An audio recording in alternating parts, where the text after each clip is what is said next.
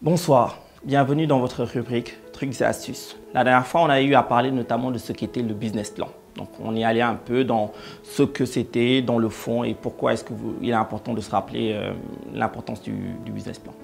Aujourd'hui, on va parler du Lean Canvas. Alors, quand on parle du Lean Canvas, c'est une technique, en anglais, Lean, ça veut juste dire maigre. Donc l'optique, c'est que même ça sous-tend notamment le Lean Management, le Lean Startup, etc., qui a été développé par Eric Rice.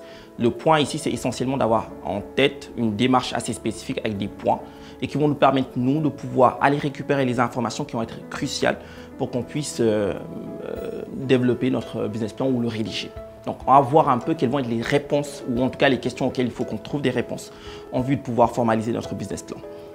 Parce que quand on parle de business plan, on parle d'information. Donc, la première de ces questions à se poser, c'est quels sont les problèmes qu'on résout dans le fond. C'est qu'il faut essayer d'avoir une brève description, notamment de 3 problèmes auxquels notre idée de projet, ou en tout cas notre projet, va trouver une solution. Donc, c'est très important, ça va nous permettre de pouvoir être focus par rapport à une vision. Alors, quand on évoque effectivement le Lean Canvas, le deuxième élément à évoquer, c'est la clientèle. Quels sont vos segments de clients? À qui est-ce que vous vous adressez?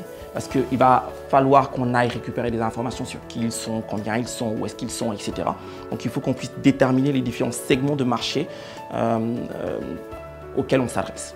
Le troisième élément, ça va tout simplement être la proposition de valeur. C'est-à-dire que concrètement, qu'est-ce que vous mettez sur le marché?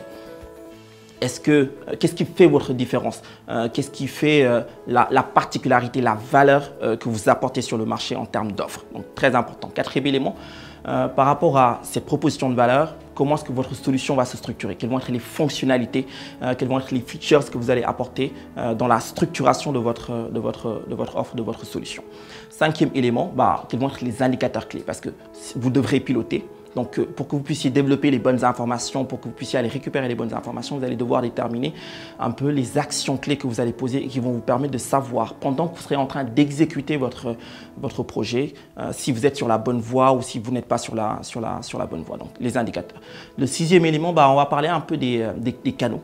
Vous allez devoir collecter des informations et déjà vous le structurez de façon assez claire dans votre tête.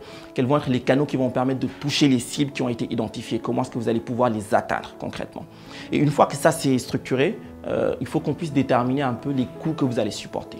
Donc, par rapport à la solution que vous allez apporter, quels vont être les coûts que vous allez supporter, comment est-ce que vous allez donc obtenir des informations sur l'ensemble des coûts que vous êtes susceptible de supporter et donc quels sont ces coûts? Autre élément, les revenus. Donc concrètement, comment vous allez gagner de l'argent. Et donc il va falloir qu'on aille chercher de l'information par rapport à cette logique d'obtention de revenus. Donc le dernier élément en tout cas qu'on va évoquer, ça va être les avantages concurrentiels. Concrètement, qu'est-ce qui va faire en sorte que vous allez être différent, vous allez vous sortir du lot par rapport à ce qui existe en termes de concurrence. En somme, on peut avoir l'impression que c'est assez simple, mais en vérité, c'est certainement la partie la plus complexe. Déterminer ce qui fait votre avantage concurrentiel. Donc, cette méthode, en fait, vous permet d'identifier dans votre tête quelles sont les réponses auxquelles vous allez devoir vous-même répondre en vue de bien clarifier votre projet, de savoir un peu où est-ce que vous allez. Quelle est votre vision et ensuite d'aller chercher un peu les informations qui vont permettre de pouvoir alimenter votre business plan et donc de pouvoir formaliser le business plan. Donc c'est une technique qui est assez simple, donc avec différentes étapes et qui peut aussi être remplacée par le BMC. Mais l'idée encore une fois, c'est tout simplement de pouvoir identifier l'ensemble des sources d'informations, toutes les questions auxquelles vous allez devoir répondre. C'était votre rubrique Trucs et astuces. On se retrouve la semaine prochaine pour notamment démarrer concrètement avec le marché.